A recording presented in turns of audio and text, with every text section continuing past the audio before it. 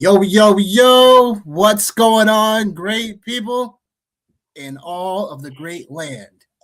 Y'all already know what it is. Your favorite fantasy football homeboys in the building. Nick Wilcox, Sean A, Mike in the building. The Fantasy Football Show, the Saturday Show edition, the Divisional Round, going over the two games and overall talking about the 4-game slate on DFS to get y'all started for football matchups. We'll be back here Sunday morning to break down the other two. So we're not split it up. But Johnny, say what's up to the great people. Yo, what up? Bear with me. My hands is ashy. It's cold outside up here. Good Lord, some lotion on things. Ooh, it's cold, man. Lotion on those paws. Just got back in the crib, man, from the car. I was like, good gracious of life, man. It's cold up here. We had a couple of balmy 40-degree days, catching some some heat on the TikToks about my man Mike Tomlin. I'm here for all the smoke. But yeah, what up, Rob? What's up, Rob in the building. What up, my guy? Gotta talk to us about UFC soon because the football season about to be over. Plus, they're gonna be for free on not for free, but for discount. Paramount Plus, baby. On Paramount, man. That's the only reason why I stopped watching UFC, man. I was like, two reasons. Two reasons. You know why? Number one, too damn late. Too damn late. You already know. Too late. Too late, man. Number two, I was like, dang, man. And people they're like, oh man, you can use this site, that site. I said, man, look. I said, listen, man, I'm one of them high-end cats, man. Like, if I can't watch it in HD clear the way I need to, yeah, I'm good. I'm good. Okay. Interesting. They're good. NFL show. All right. They're good. In the building, he said. He's like, I'm out here. But yeah, fantasy football show in the house. You know what I'm saying? I got so many shows left. So if you ain't done so, please subscribe to the channel. We are very close to 200 subs. So please help us reach 200 subs. Please subscribe. Please. Thank you for the public service announcement. That being said, going to go right into it. The Bills-Broncos, first game of the Saturday slate tomorrow, 4:30 p.m. game. The number 6 Bills going into Denver to take on the Broncos, the number 1 seeded team. Over under 45.5. The Bills were a slight favor earlier in the week, and now they're a slight underdog, plus 1.5. So we're going to break this down by matchup and what we might be able to see and who's overall going to win this one. So when it comes to these two teams, right, they overall have similarities to each other when it comes down to, philosophy. So Denver, for a good amount of the season, they were running the football pretty well. And then once J.K. Dobbins went down, it was kind of they had to switch more to the pass. So at Buffalo, similar, they want to run the football first, James Cook style, and then Josh Allen to pick them apart. In overall, looking at this game, last year, 31-7 victory for Buffalo, and the game was pretty close at halftime. And the differences between these two teams was really the defense. Denver's defense just kind of, they blitzed way too much in that game last year.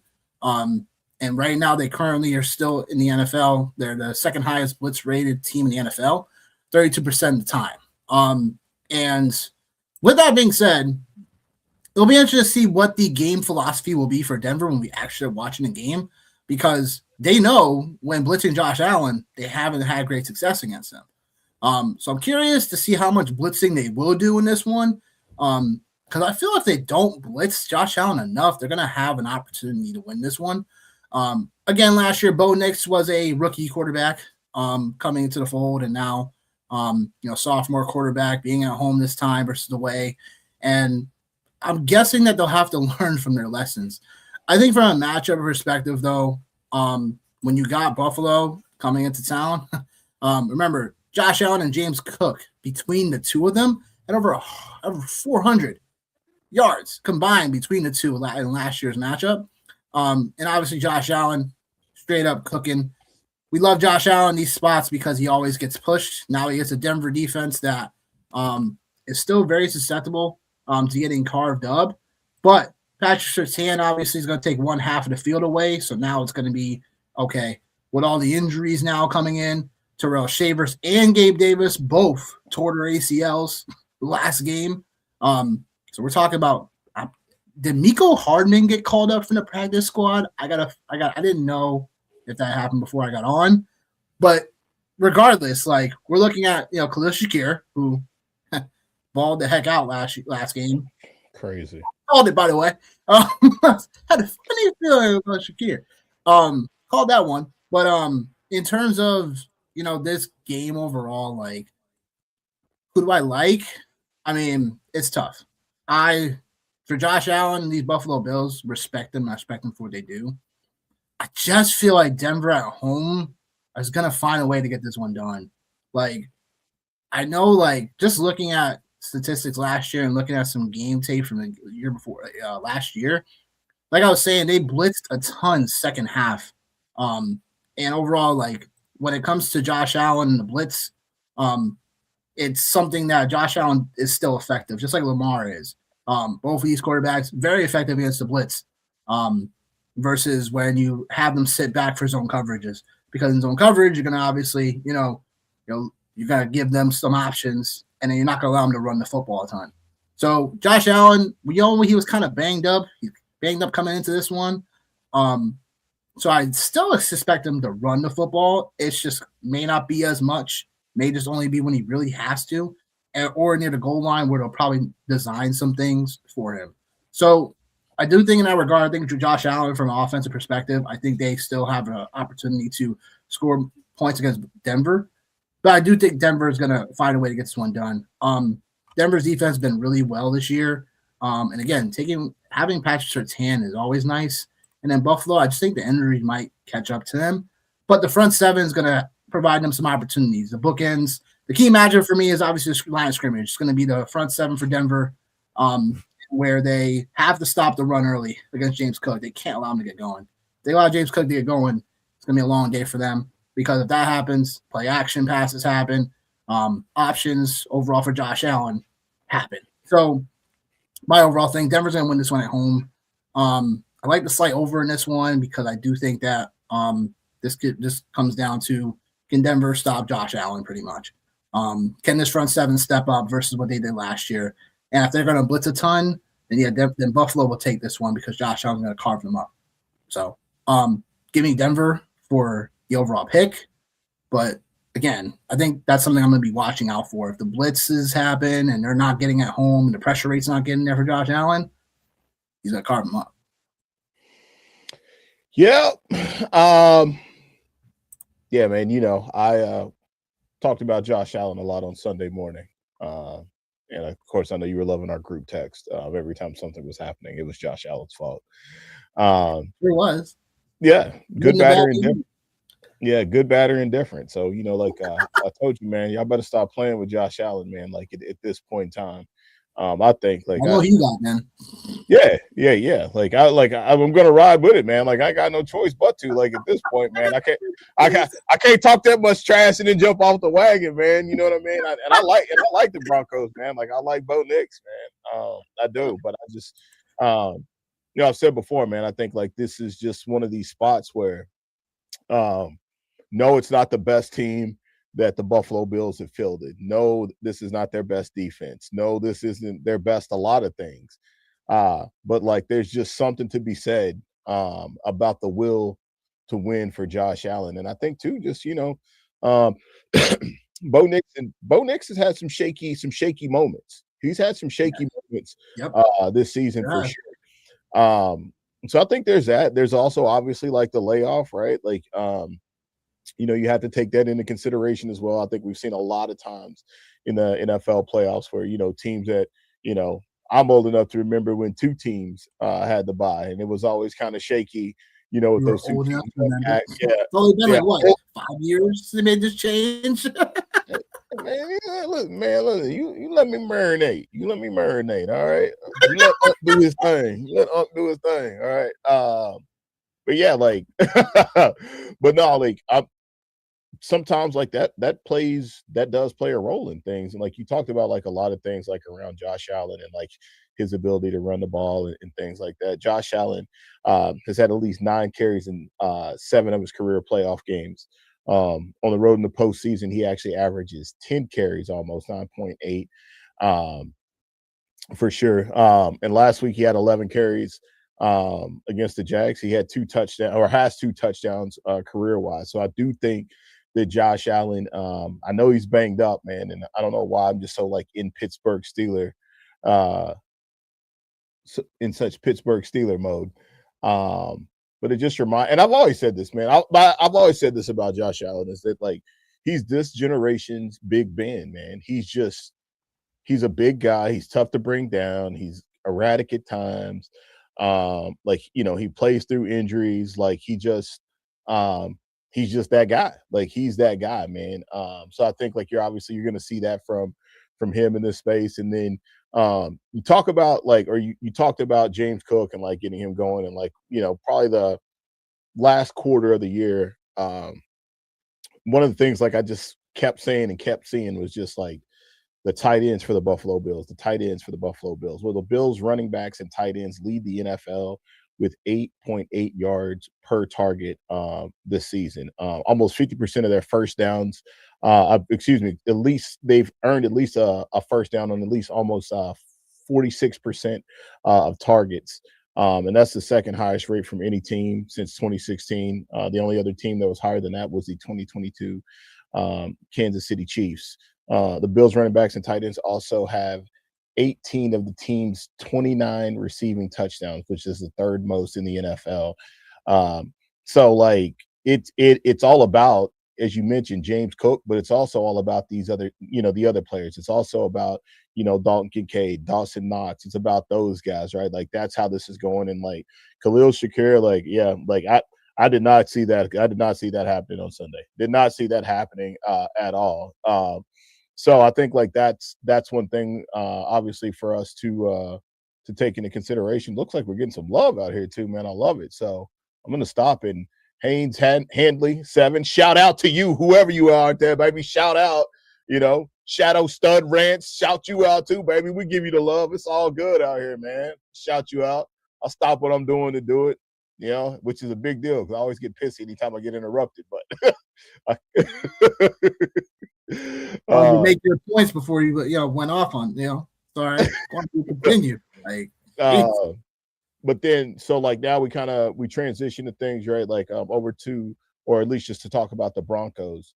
Biggest thing for them is going to be yards after the catch. The Broncos as a whole had the 5th most yards in the NFL after the catch, 2,183 yards, which like accounts for almost actually over 56% of their total receiving yards after the catch.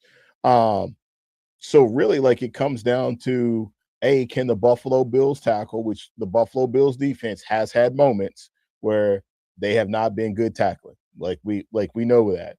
And like obviously this is the strength of the Denver Broncos is yards after catch. So that's going to be interesting. That's an interesting matchup for me to pay attention to. Although they did hold the Jags to 88 yards after the catch in the wild card round, which this is crazy. That was the 4th lowest mark of the season for Jacksonville. So actually, the Bills did show up and they did tackle on the road. So they got to show up and they got to do it again if they want to have a chance to win this game for sure. And then James Cook, man, that game was the 2nd fewest yards after contact he had this season, which was 2.2. And that was the first time that James Cook did not force a missed tackle all season long. Outside of week 18, he only had 2 carries. So like, I think there's that space of it. And you talked about like the blitz too, with Josh Allen. And last year, in last season's Broncos Bills wild card matchup, Josh Allen got blitzed on 11 his 17 second half dropbacks after Denver only blitzed twice in the first half, to kind of talk about, or to add some context to like what you were saying there. Allen was 10 for 12, 141 yards and a touchdown against the blitz. Carved them. 8 first downs. And the Broncos this year, man, they blitzed at the 5th highest rate. So we'll see how that all shakes out. Like natural pass rate, but Denver is a top 3 unit in natural pressure rate. I'm not like that. That does not even doesn't even shock me at all. At all. Like that's just like that's a very. They don't even have to blitz. They don't have to blitz that much. So I'm just curious what kind of Denver defense I'm gonna see. You know what I'm saying? That's the thing. Like I think if they do, to your point, it's like if they're blitzing Josh Allen. We just told you what he did to them last year. So yeah. But I mean, so I think like there's that, and then Bo Nix, like you talk about him for a second. It's protection for him. That's what it boils down to. Third lowest pressure rate among qualified quarterbacks this season. So, like, obviously, man, Denver Broncos offensive line has done a phenomenal job as far as like keeping him upright and keeping him out of harm's way. So yeah, man, like I think for me, like I'm gonna take the Buffalo Bills. I'm gonna take the Buffalo Bills for sure in this space. I don't feel great about it. But I'm gonna do it. I'm gonna do it because I'm subscribing to Josh Allen. And this being his one opportunity to get there, as we've obviously seen like the tide kind of shift in the AFC a little bit with leaders and stuff. So yeah, man. So give me the Bills in this space. Yeah, and we can roast each other on Sunday morning about this game.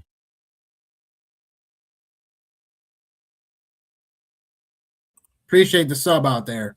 Appreciate the sub. Appreciate it. Should you sub? Of course you should. Appreciate it. The shout outs, please be sure to do the same as well. If you got any questions, you got any remarks, drop them in the chat. Yeah, I mean, you got the over, you got the under. I'm gonna go under in this game. I'm gonna go under. I think this is gonna be like I think just the way that like Denver plays just naturally is not one where like they put up a ton of points on the board. I think like the Bills, it's a lot of splash plays really for both teams. Really is what it is. So I just can't see two really good football teams, or at least one good football team. I think the other one is just like riding an emotional wave to to go over the mark. So I'm gonna take the under in the space. I know it's not sexy. I know it's not fun. I know it's not popular. But you know, it's not popular. He said, yeah. That's okay. I mean, sometimes these matchups really are unders to like the fourth quarter. Yeah, they start ramping up points out of nowhere. It's like, wait a minute, it was supposed to be an under. With that being said, what up?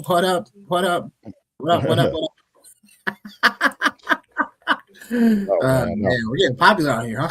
I know. I can't keep my people out of the chat, man. Apparently, you know what I mean. He's like, I can't keep up with this. It's kind of hard to tell sometimes, man, because like my kids, they kind of they're all about like this, YouTuber. So like God knows like what they, So. Oh no. Yeah. Act like you've been here before, or otherwise we'll have to put you in timeout, man. Pretty much. We love the love, but act like you've been here. Act like you've been here before, for sure. Yeah. Next game on the docket: Niners, Seahawks. Classic NFC West showdown. One more time. The Niners getting 7 points going to Seattle. Seattle being at home, the conference's #1 seed. Sam Darnold leading the way. There's some questionable ability going on with him a little bit, but he's going to be playing. So there was a little bit of a, is he going to play? He's not going to play, but it's like, come on, bro. You had 2 weeks. Let's go. Put off the dang couch and play. But anyhow, like I said, the Niners getting 7 points going to Seattle. Another 45.5 over under. Johnny, take us through it. Yeah, this one here, man, my boy Sam Darnold and the Seattle Seahawks. It's amazing, like which teams I've adopted and fostered during the regular season.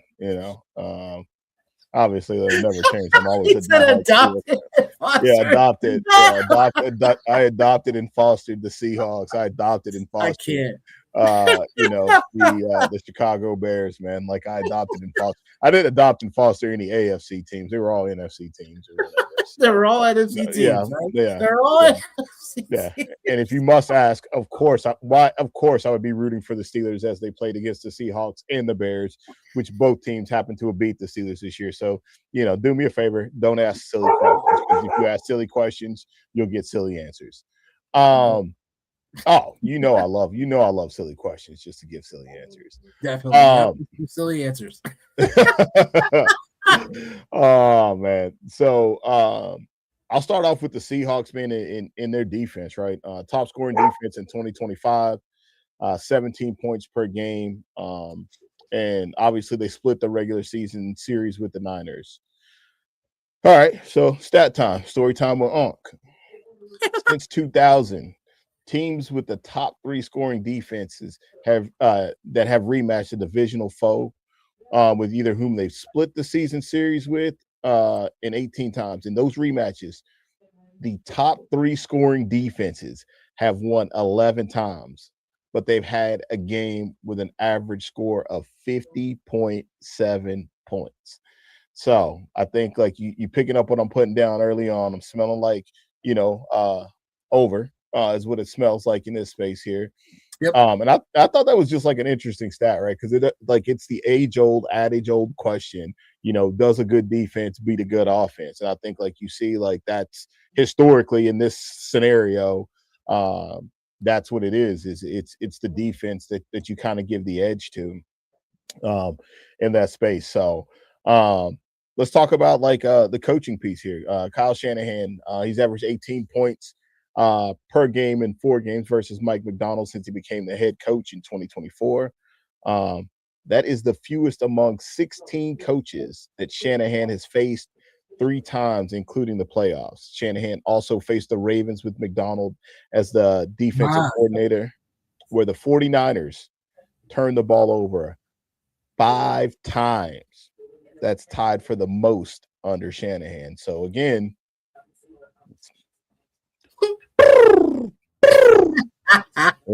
I'm just saying, man. I'm just saying.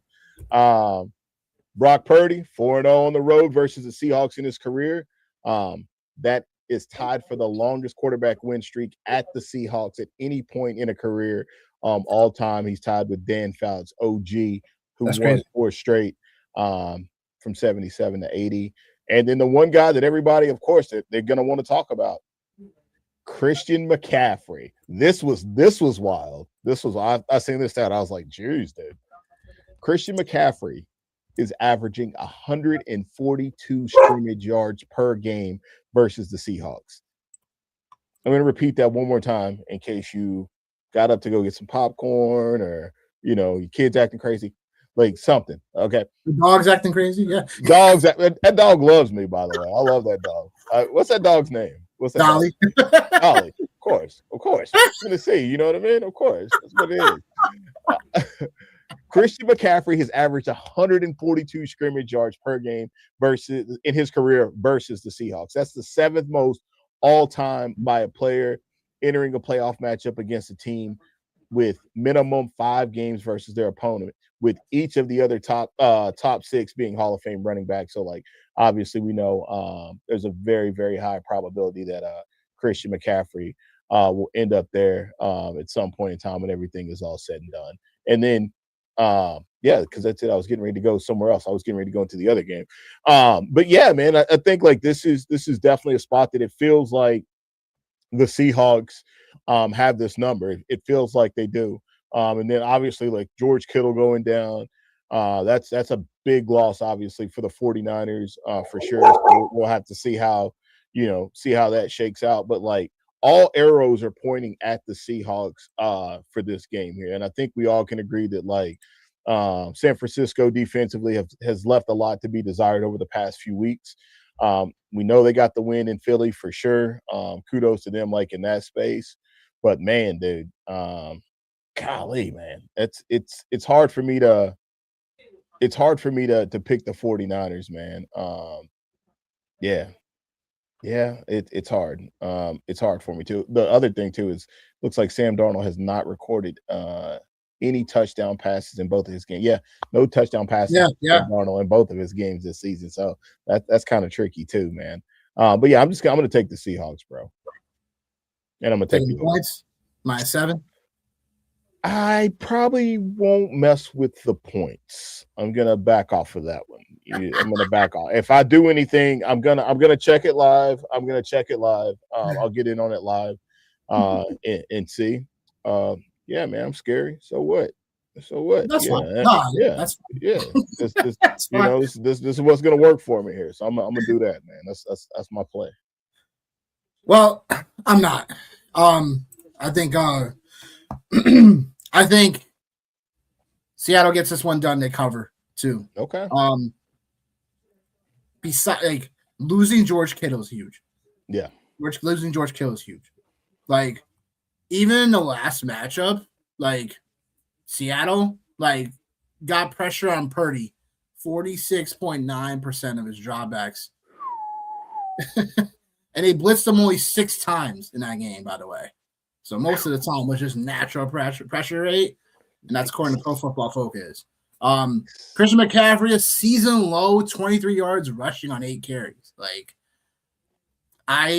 if that happens, if that is anywhere near happening again, like, let's just say he gets 50 something yards rushing still, like, the only way I feel like the Niners are going to have an opportunity offensively is really, again, like Christian McCaffrey's going to have some type of success on the ground first, and they're going to have to open it up, play action passes.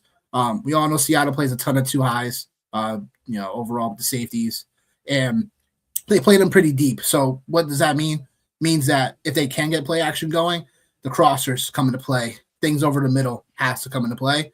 And if Ricky Pearsall plays, so he's still kind of questionable for tomorrow's game, definitely keep status on that. But Juwan Jennings would be someone I would be keying in on to overall take advantage of this overall schematic format. And as well as, again, Ricky Pearsall, if he plays, and then Demarcus Robinson, who showed up out of nowhere. Out of nowhere. Talk about shoulder who no one played literally last week, dog. Literally. Last week, for real. No one. Barely anyone played. If you played him, definitely had money, for sure.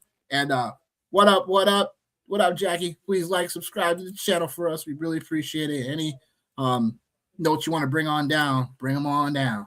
But I think the way to beat Seattle is going to have to be, moving the chains, over the middle, like I was saying before. Seattle's defense is still, again, no George Kittle just keeps this offense even more like, guys are going to have to win some one-on-ones here. But like I said, I think Seattle wins this one pretty comfortably.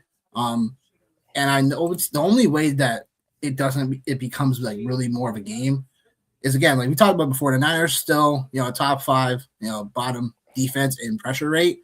So it's like, even in a game where games where Donald hasn't thrown touchdown passes last 2 games, like, it's still like, that's something still really important, because even though Darnold wasn't the best, he's overall somewhere where it's like, he's still the good game manager of this one. 13-3 last time they played each other. Like I said, it was just more of a slugfest. But I do expect some more offense in this one. Like I said, things over the middle and stuff. But I'll just say that, I just think Seattle has all the tools to put it all together, keep this game how they want it. I think the Niners can get out to an early lead in this one, though, just because, again, the layoff, I'm saying, even though they're at home, something like that. Sometimes something about being the number 1 seed or whatever, you kind of just go off to a slowish start sometimes. So I still expect Seattle to win this one because, again, their ground game is, top notch.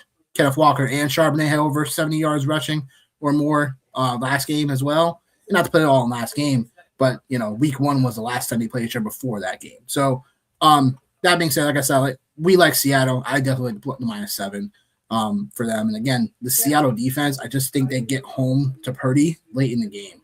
So that's where I see that overall happening. And I love football. Yeah, we do too. I'm not a football coach, but hey, never say never. That being said, did you want to go over any tips for the 4-game slate in general, or did you want me to go over the props to let you load up? Which one? Well, on FanDuel, it's it's kind of tricky because on FanDuel, the main slate is on Sunday, and it's only 2 games on the main slate on Sunday. DraftKings, like They split it up. yeah, like as far as like the tournaments, like that are like that I like. DraftKings has a 4-game slate. DraftKings does have a 4-game slate. I mean, I'll go over some ownership, just like with the games or whatever, but obviously it makes it kind of tricky because we've got the split here. But I'll hit the ownership hit the ownership for the 2 games here. If you're playing on the 4-game slate, Christian McCaffrey, actually JSN, Christian McCaffrey, top 2, RJ Harvey and James Cook, no surprise. A close, not close, but third and fourth in that space. Now, if you just wanted to just play, so we'll just say like if you just want to play the 2-game slate on Saturday, I'll go over a little bit of that. JSN 86%, McCaffrey 78. So obviously, like those are the 2 big. Is there a way you would get off those like guys at all, even on the 2 games? I knew you were just getting ready to ask that. I knew that. Oh man. I like. Let me look at the flex plays here, man. Let me look at all the flex plays because I just like looked at the quarterbacks. I feel like if I did get off of anybody, like maybe McCaffrey would be the one to get off of. And I know that's like asinine, but like you're able to get like James Cook, I think is getting ready to have a big day, man. Like I think like not to like go like super nuclear, but like I think like after a performance like that, you almost have like it's almost inevitable for that. I'll tell you the players that I do like as we just kind of roll through here. I do like James Cook on a 2-game slate. Obviously he's the third high. Yeah, I do think like a bounce back from him. I think it's a bounce back from him, man. I don't see why not. Like, typically like when these guys have like lackluster performances like this, they typically bounce back in a pretty big fashion, right? And if you're the Denver Broncos, what is it? Like, what is it? It's it's Josh Allen. Like that's what it is. And hey, as long as like we don't let Josh Allen get going, it's cool. But also too, like as I talked about earlier, like a lot of the offense is centralized and focused with the running backs and tight ends. So I think James Cook, I think this is definitely a nice spot for him.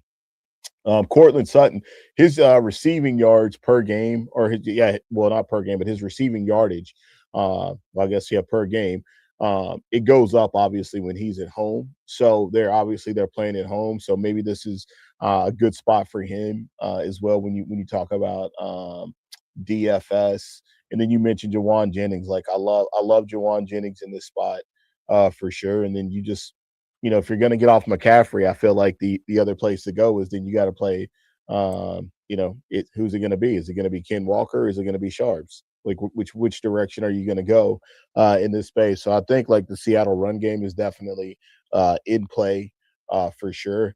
Obviously, you just got to get it right depending on which one you go with. Right. So I think McCaffrey is going to he'll give volume like he always does for sure. Right.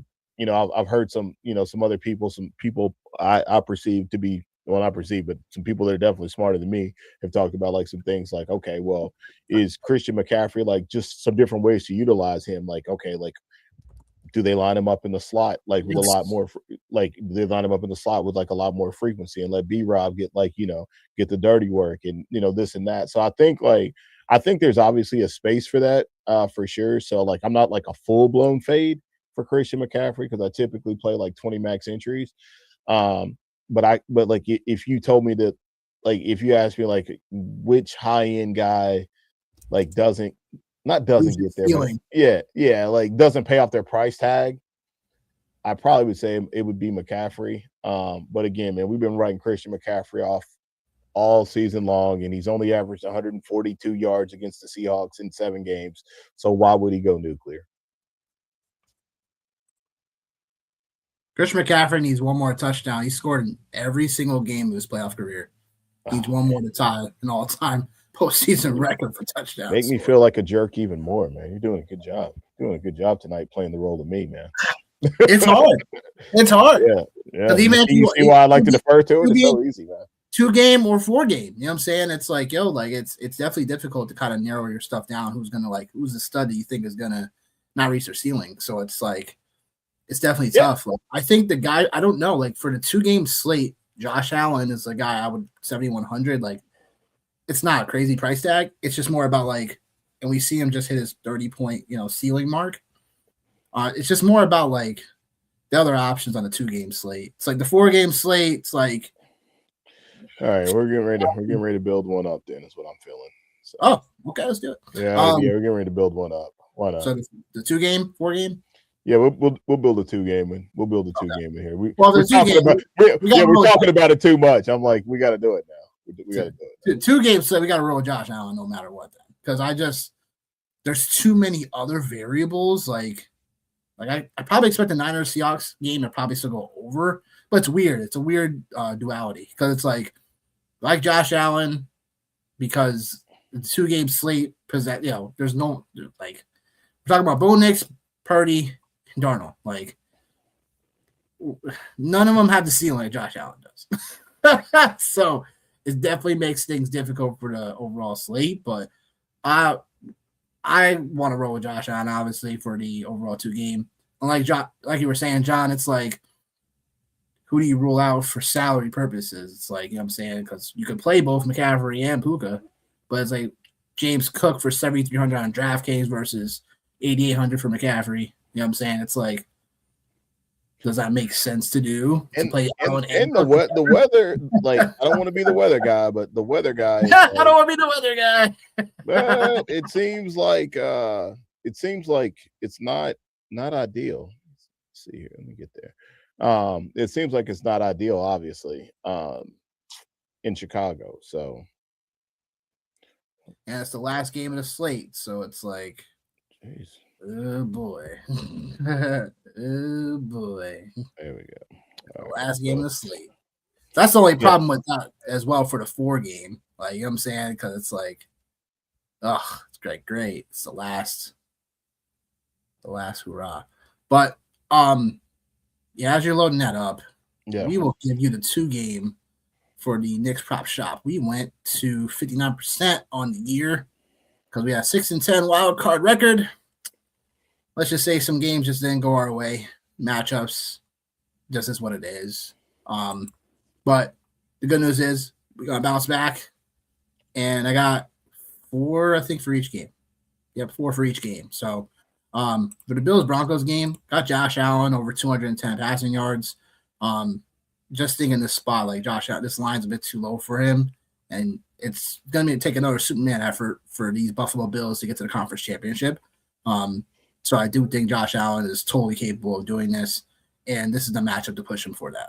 Brandon Cooks, 25-plus receiving yards or more. He's already shown that chemistry with Josh Allen. He's a veteran. Brandon Cooks, he's played on these type of caliber teams where you rely on him to get things done. And I think the line for him is just way too low, especially all the injuries that's happening for Buffalo. So give me him for 25-plus. I also like his 2.5 receptions as well. So I like Brandon Cooks for sure in this matchup, even though he gets, Patrick Surtain. There's going to be ways I think Brandon Cooks even play the slot a little bit as well. So Bo Nix plus 25-plus rush yards. Had over 40 rush yards in this matchup last year. And we know that Buffalo gives up the fewest passing yards to quarterbacks per game this season. So Bo Nix going to have to do it on the ground a little bit to open up some things for him. For be a short game or downfield threats. So I like that line as well. And then we got Khalil Shakir going back to the well. Denver's weak point is over the middle and in the slot.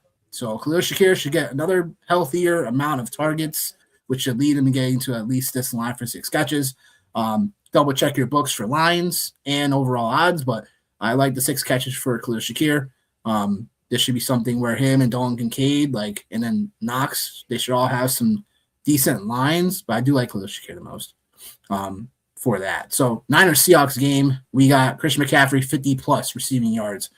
They got to use with Christian McCaffrey due to overall air. They have to use some linebacker matchups against McCaffrey because, again, the last 2 games they've played against Seattle, he's been bottled up in the rushing game.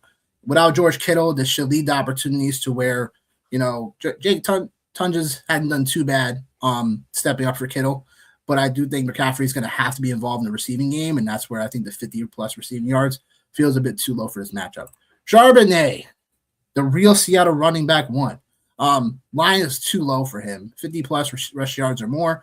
There should be I saw plus money for him on DraftKings, so double check your books. But in this matchup where zone runs against the Niners, they've been decent, middle of the pack against zone runs. But again, like I said, the top of this matchup where Charbonnet and Walker both had 70-plus rushing yards against these guys, with Walker just blitzing them late, like early on in this game for like a longer run play.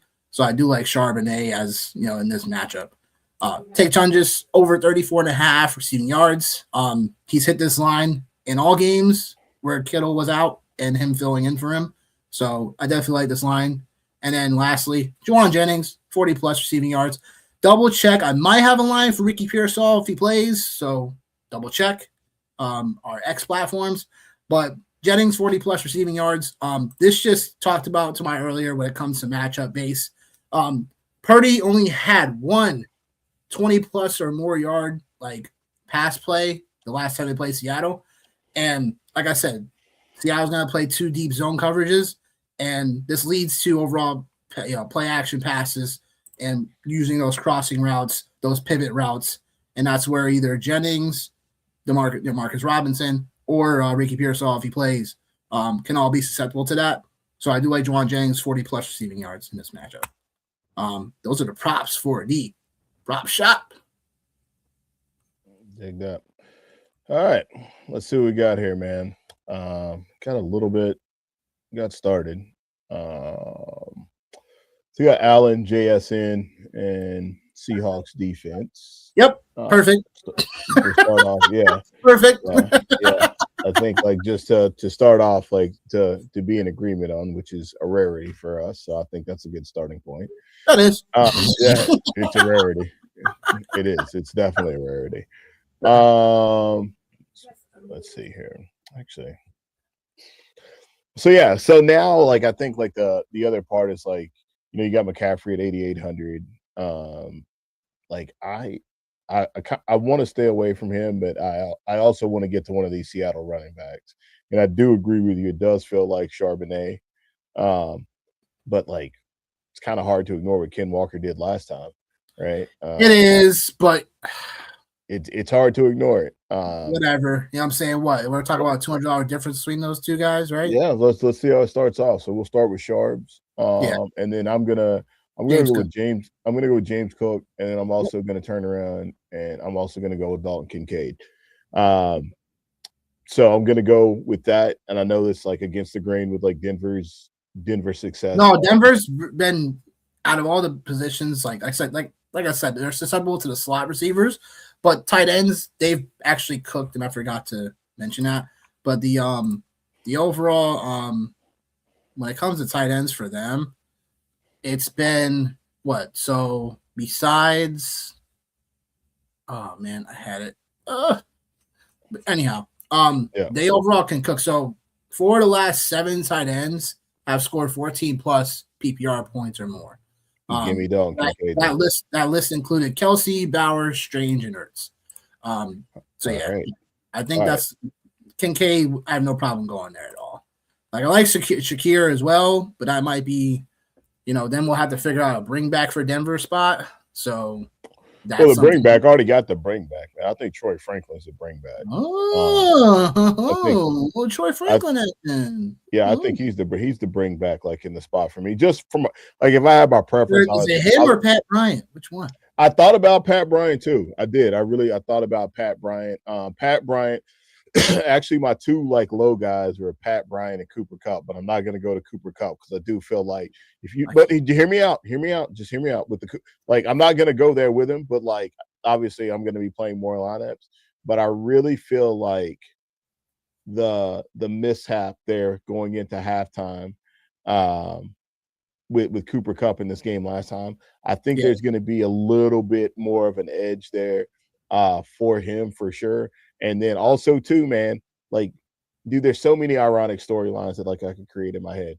If Bills win, Pats win, AFC East, like AFC least is what I would call it. Well, Yeah. worst nightmare. And No, then obviously not Seahawks, have that. You not say that?